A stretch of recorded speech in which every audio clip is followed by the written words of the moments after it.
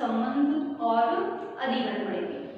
संबंध को हालांकि कारक नहीं माना गया है तो इसे हम केवल एक विभक्ति के रूप में पढ़ेंगे, उसके पश्चात हम अधिकरण कारक पढ़ेंगे। सर्वप्रथम देखिए आप षष्ठी विभक्ति, ये कारक नहीं है इसलिए हम इसे केवल विभक्ति के रूप में पढ़ेंगे। षष्ठी विभक्ति संबंध में षष्ठी विभक्ति होती है। अब इसमें कौन कौन से विषय आएंगे वो देख लीजिए आप। 6 कारकों में जो विषय आ जाते हैं उसके बाद में जो शेष बचे हुए विषय होते हैं वे सभी इस षष्ठी विभक्ति के अंतर्गत आते हैं। इसका जो पहला सूत्र है वो है षष्ठी शेषे।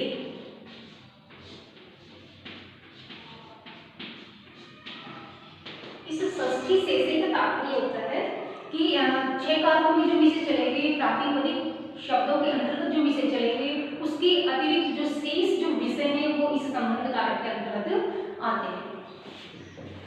एग्जाम्पल देखिए इसका, यथा सह मोहनस्य मित्रम अस्ति, वह मोहन का मित्र है। अस्ति में जो अस धातु है उस अस धातु का कर्ता के साथ कोई सीधा अन्वय स्थापित नहीं होता। जहां सीधा अन्वय स्थापित नहीं होता है वहां कारक नहीं माना जाता है। यहाँ ये जो मोहनस्य है वह केवल संबंध को दर्शा रहा है, इसको स्पष्ट कर रहा है, केवल संबंध को स्पष्ट कर रहा है, इस कारण से इसे कारक नहीं माना जाता है। अन्य एग्जांपल देखिए आप, ये था राम है संस्कृतस्य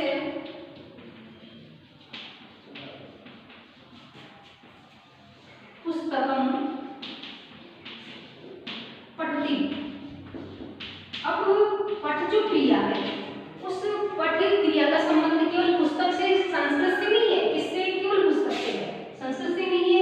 इस कारण से इन्हें कारक नहीं माना जाता है। तो हम ये कह सकते हैं कि जो संबंध कारक होता है वो केवल संबंध को स्पष्ट करता है। अब ये भी कह सकते हैं कि संबंध में षष्ठी विभक्ति होती है, तो यहाँ जहां संबंध है वहां षष्ठी विभक्ति दर्शाई गई है।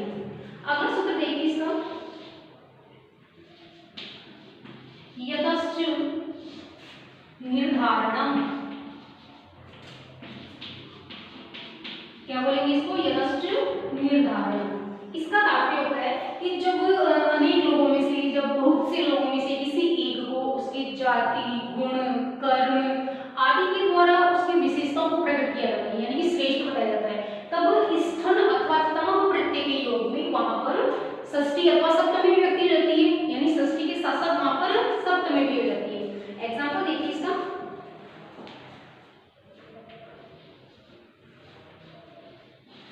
कविनाम कविषु वा कविनाम कविषु वा कालिदासः श्रेष्ठः अस्ति। अब ये जो वाक्य है उसमें देखिए कविनाम में षष्ठी हो गई, कविषु में सप्तमी हो गई, वयन अथवा या तो कविनाम होगा या कविषु होगा। तो यह सभी कवियों के अंदर कालिदास जी को क्या बताया गया है, श्रेष्ठ बताया गया है। इस श्रेष्ठ में स्थन प्रत्यय है और इस स्थन प्रत्यय के योग में विभक्ति कौन सी लगती है, षष्ठी अथवा सप्तमी लगती है। अन्य एग्जांपल देखिए आप इसका, छात्राणाम छात्रेषु, छात्राणाम छात्रेषु वा मोहनः पठुतमः अस्ति। अब इस एग्जांपल में देखिए आप, छात्राणाम छात्रेषु वा मोहनः पठुतमः अस्ति। छात्राणाम में षष्ठी हो गई और छात्रेषु में सप्तमी हो गई, तो दोनों में से कोई एक आ सकता है। किस कारण से, पठुतमः, पठुतमः में प्रत्यय कौन सा हो जाएगा, यहाँ पर हो जाएगा तमः प्रत्यय हो जाएगा, और इस तमः प्रत्यय के योग में स्थन अथवा तमः प्रत्यय के योग में षष्ठी और सप्तमी विभक्ति हो जाती है। इस प्रकार से ये सूत्र कंप्लीट हो गया है। इसके बाद में हम अगला सूत्र देखते हैं, तीसरा, तुल्यवाची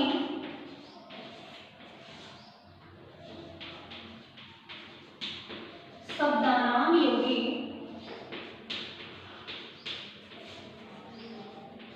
षष्ठी व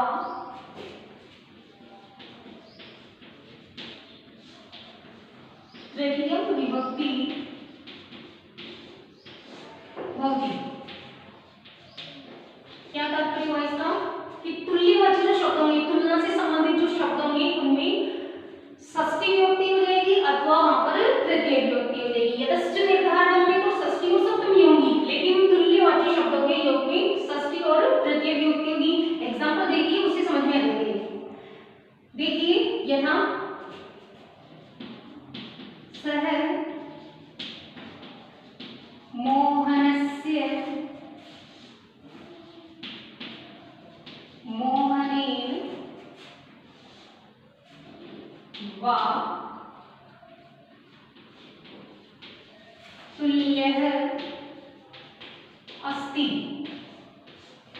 वह मोहन के अथवा मोहन से समान है, उससे तुल्य है, उसके बराबर है। तो यहाँ देखिए इस तुल्यवाची शब्द के योग में षष्ठी भी हो रही है और साथ ही साथ में तृतीया भी हो रही है। तो तुल्यवाची जितने भी शब्द होंगे उनमें हम षष्ठी और तृतीय विभक्ति दोनों करेंगे। इसके बाद में अगला देखिए, इसी विभक्ति के अंतर्गत है षष्ठी हेतु प्रयोगे। षष्ठी हेतु प्रयोगे जिसका तात्पर्य है कि हेतु जो शब्द है उसके योग में षष्ठी विभक्ति होगी। आपको अगर याद हो तो हमने तृतीय विभक्ति में पढ़ा था कि जहां पर भी मैंने षष्ठी विभक्ति का भी उदाहरण देके बताया था कि जहां भी हेतु जो शब्द है उसका अर्थ आएगा, कहने का मतलब कि ये शब्द ऐसा ऐसा वाक्य में लिखा हुआ नहीं आएगा, इसका मीनिंग आएगा, इसका मतलब आएगा, तो वहां पर तो तृतीय विभक्ति हो जाएगी। लेकिन जब ये शब्द जो का क्यों किसी वाक्य के अंतर्गत आ जाए तो वहां पर विभक्ति कौन सी हो जाएगी, वहां षष्ठी विभक्ति हो जाएगी। ये आपको याद रखना है। एग्जांपल देखिए इसका, सह अन्नस्य हेतो सह अन्नस्य हेतो वसति। वह अन्नस्य हेतु वसति, अन्न के कारण, अन्न के लिए या अन्य के हेतु ही निवास करता है। जैसे किसान आदि होते हैं वो खेतों में रहते हैं, गांव में रहते हैं, वो किसके लिए होते हैं, फसल आदि पैदा करने के लिए रहते हैं वहां पर। अन्य उदाहरण देखिए, मोहन है ज्ञानस्य हेतो पठति। मोहन किसके लिए पढ़ रहा है, वो ज्ञान प्राप्त करने के लिए पढ़ रहा है। तो यहाँ पर भी व्यक्ति कौन सी होगी, ज्ञानस्य में षष्ठी विभक्ति होगी। तो आपको ये याद रखना है कि जहां हेतु शब्द आएगा, यहाँ देखिए शब्द है, यहाँ देखिए शब्द है, तो जहां शब्द आएगा वहां षष्ठी विभक्ति रहेगी। तृतीय विभक्ति में मैंने आपको उदाहरण बताया था, एक बार वो एग्जांपल देख लीजिए ताकि आपको समझ में आ जाए। उसमें मैंने बताया था कि अर्थ होगा उसका, जैसे यहाँ बता देती हूँ मैं, विद्या विनयेन भवति। इसको लिखना नहीं है, केवल आपको समझना है। ये एग्जांपल देखिए आप, विद्या विनयेन भवति। जो विद्या होती है वो किसके कारण होती है, विनम्रता के कारण विद्या होगी। मान लीजिए व्यक्ति के अंदर अगर विनम्रता आ रही है तो इस कारण से उस व्यक्ति के द्वारा विद्या को प्राप्त करना सफल है। अन्य उदाहरण देखिए, विद्या यशः वर्धते। हमने ये एग्जांपल भी देखा था, विद्या यशः वर्धते, विद्या से यश में बढ़ोतरी होती है, वृद्धि होती है। तो यश के बढ़ने का जो कारण है वो क्या है, ये विद्या है। तो यहाँ हेतु जो शब्द उसका मीन होता है कारण, तो कारण यहाँ पर केवल उसका अर्थ आया है, वो शब्द जो का क्यों नहीं आया है।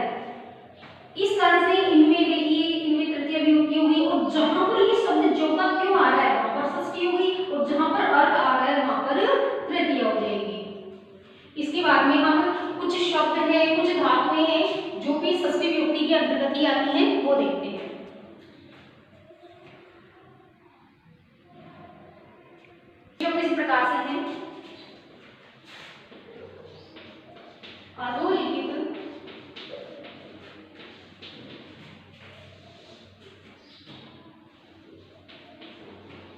धातूनां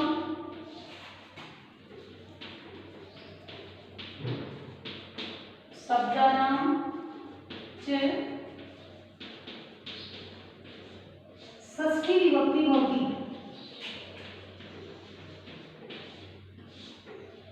इसमें देखिए आप कि नीचे कुछ धातुएं हैं, कुछ शब्द हैं जिनमें की षष्ठी विभक्ति होती है। वे कौन कौन से हैं? पहले हम धातुएं देख लेते हैं कि धातुएं कौन कौन सी हैं, वो देखिए आप। एक तो होती है स्मरण, ठीक है, स्मरण। इसके अलावा एक धातु होती है द्युत। स्मरण का मतलब पता है सबको, याद करना।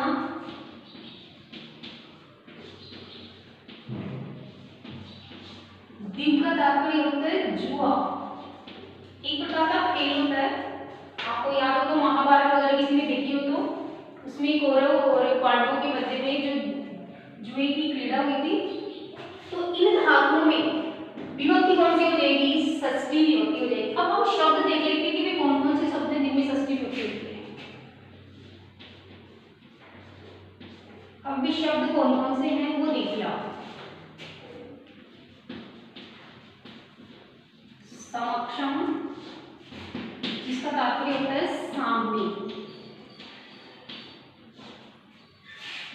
समीपम, पास में।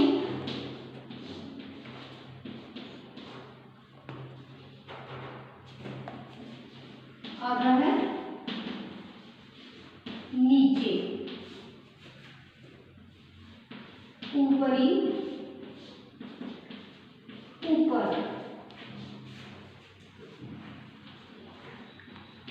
अंतर, अंदर, पूरा है सामने, मध्य, मध्य का तात्पर्य होता है बीच में। ये धातु नहीं, ये सभी शब्द हैं। कृते, कृते का तात्पर्य होता है के लिए।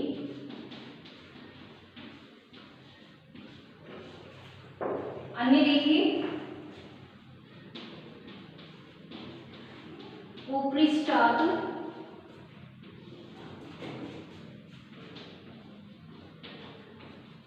ऊपर की ओर,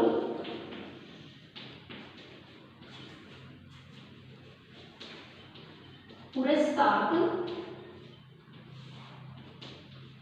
सामने, सामने की ओर, पश्चात, जिसका तात्पर्य होता है पीछे की ओर।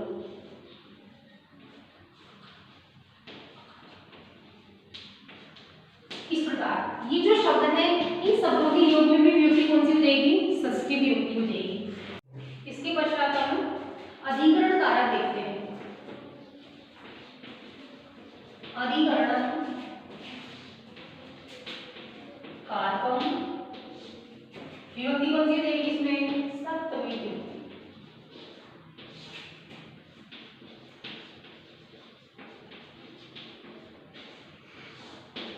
अधिकरण कारक की सप्तमी विभक्ति हो जाएगी। पहला सूत्र देखिए इसका, आधारो अधिकरणम।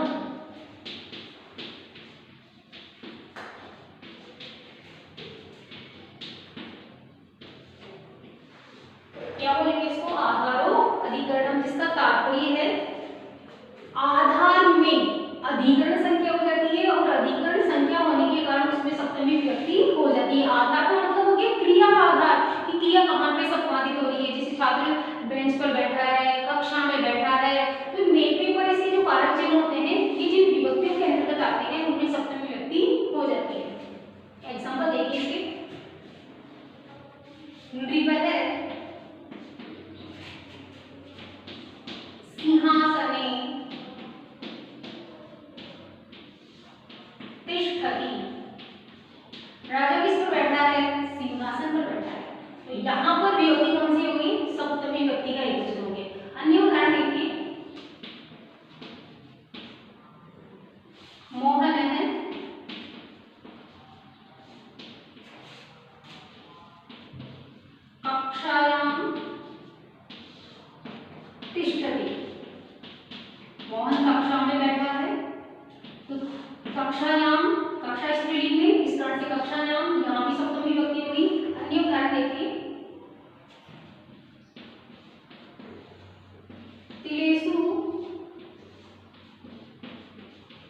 तैलम विद्यते, तिलों में तेल होता है। तो तिलेषु में विभक्ति कौन सी हो गई? सप्तमी विभक्ति हो गई। अन्य उदाहरण देख लीजिए। कटे आस्ते, कटे आस्ते का तात्पर्य होता है चटाई पर बैठा है। आस्ते में अस धातु है जिसका तात्पर्य होता है बैठना। इसके बाद में हम अगला सूत्र देखते हैं अधिकरण कारक का दूसरा सूत्र।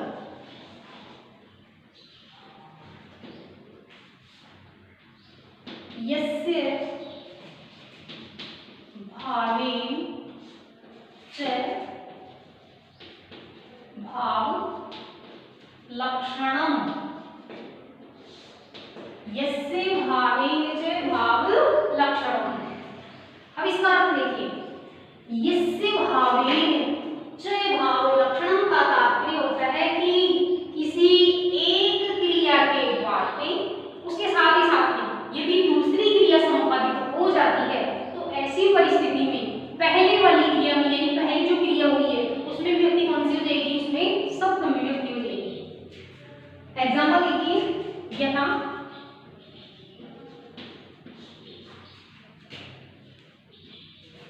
रामे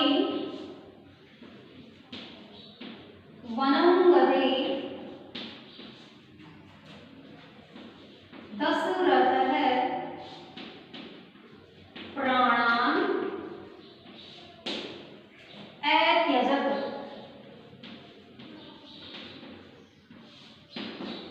रामे वनं गते दशरथः प्राणान् अत्यजत्। राम के वन जाने पर दशरथ ने प्राण त्याग दिए। अब देखिए, एक क्रिया तो ये हो गई राम का वन में जाना, दूसरी क्रिया हो गई दशरथ के द्वारा प्राणों को त्यागना। तो पहली वाली जो क्रिया है उसके अंतर्गत विभक्ति कौन सी हो जाएगी? सप्तमी विभक्ति हो जाएगी। अन्य उदाहरण देखिए आप,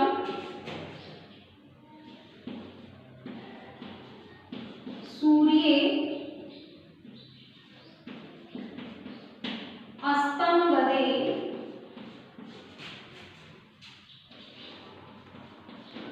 बालकः दिहम् अगच्छन्।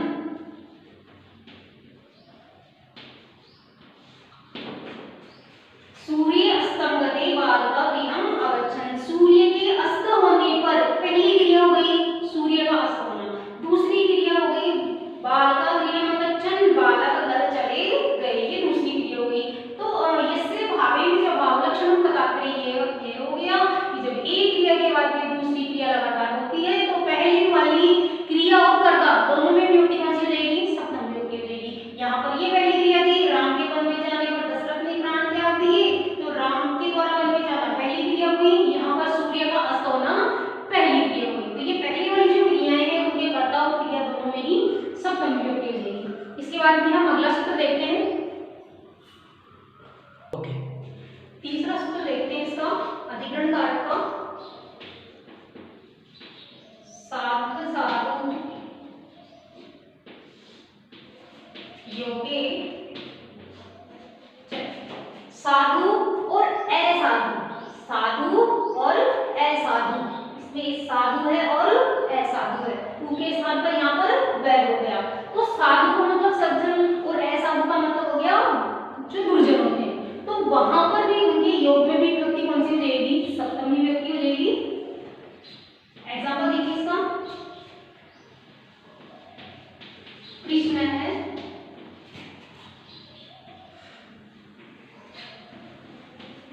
मातरी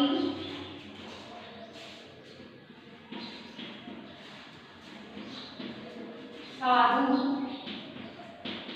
अस्ति।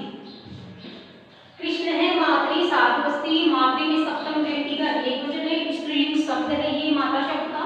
तो कृष्ण अपनी माता के लिए कैसे हैं? साधु है अर्थात सज्जन है। अन्य उदाहरण देखिए, वही कृष्ण मातुले, मातुले का तात्पर्य क्या हो गया? मामा के प्रति।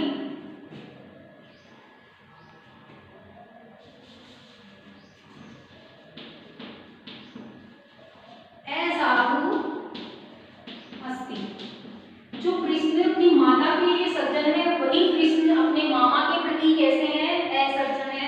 तो इस साधु और असाधु ये जो शब्द जिन वाक्यों में आएंगे वहां पर हमें विभक्ति कौन सी करनी है, सप्तमी विभक्ति करनी है, ये आपको याद रखना है। इसके पश्चात हम अगला सूत्र देखते हैं। इसका कुछ धातुएं हैं, कुछ शब्द हैं जिनके योग में सप्तमी विभक्ति हो जाती है। अब वे धातु कौन कौन सी है और वे शब्द कौन कौन से हैं वो हम देखते हैं। वे इस प्रकार से हैं, देखिए आगे। अगला देखते हैं फोर्थ नंबर पे।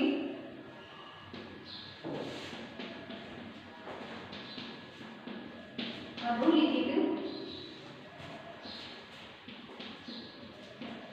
धातुनाम योगी।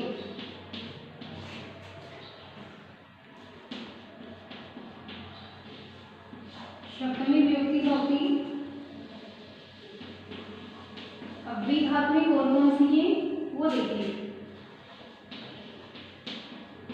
फिर उसके पश्चात हम शब्द देखेंगे। अब धातु देखिए आप, वैसे देख लीजिए स्नेह है, तात्पर्य सबको पता है इसका, प्रेम। तो यहाँ पर भी विभक्ति कौन सी हो जाएगी, स्नेह में विभक्ति कौन सी हो जाएगी, सप्तमी विभक्ति हो जाएगी। उसके पश्चात है युज धातु। युज का तात्पर्य होता है संलग्न करना या नियुक्त करना। यहाँ पर युज धातु में विभक्ति कौन सी हो जाएगी, सप्तमी हो जाएगी। शिप, मुझ, जिसे मुंच भी कहते हैं, मुंच। शिप का तात्पर्य होता है फेंकना। तो शिप धातु में भी सप्तमी विभक्ति हो जाएगी। मुझे मुंच अर्थात छोड़ना, यहाँ इसमें भी सप्तमी विभक्ति हो जाएगी। इसके पश्चात एक धातु और है अस। अस का तात्पर्य होता है होना। इन धातु में विभक्ति कौन सी करेंगे हम, सप्तमी विभक्ति करेंगे। अब कुछ शब्द हैं जिनके योग में भी सप्तमी विभक्ति होती है, वे शब्द देख लीजिए आप।